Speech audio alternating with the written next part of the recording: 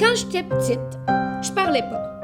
J'avais pas le temps, trop affairée à faire des formidables affaires. On a décidé de mettre en scène une petite fille et son père. La petite fille, Le Petit Prince, c'est son livre préféré. Puis ensemble, on va les voir évoluer sur un été qui est peut-être l'été le plus important de leur vie. Comme c'est son livre préféré, bien, on a des références directement au Petit Prince. De temps en temps, on a des scènes qu'on a un peu changées mais en reprenant les mots du Petit Prince du livre, du roman. On a inversé beaucoup la machine, c'est-à-dire c'est le pilote d'avion, le père, qui est en peine d'amour ou en peine de vie ou en panne d'essence. Et c'est ça, la petite fille lui raconte l'histoire pour mieux lui remonter le moral et essayer de s'en sortir à deux. T'attends quoi? Qu'il se passe quelque chose? Ben, fais quelque chose, puis il va se passer de quoi?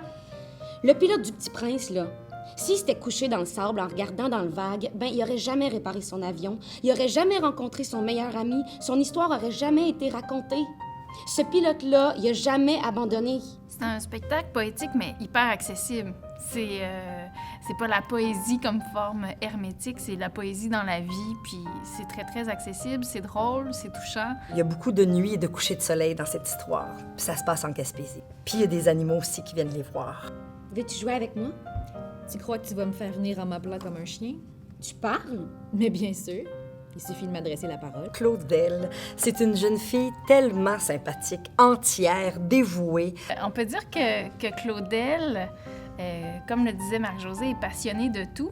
Elle a décidé de faire une collection de tout ce qu'elle trouve de merveilleux, même les choses invisibles. Donc, elle a une collection infinie de choses qui, pour elle, sont des trésors. Ça peut aller à une cocotte de pain géante, à l'odeur de la mer ce jour-là, à une maison d'escargot. Disons que c'est quelqu'un qui arrête jamais de se poser des questions puis de trouver que la vie peut être un voyage fantastique, extraordinaire, magique.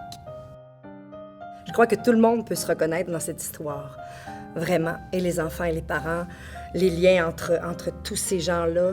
C'est un spectacle profondément humain, je crois.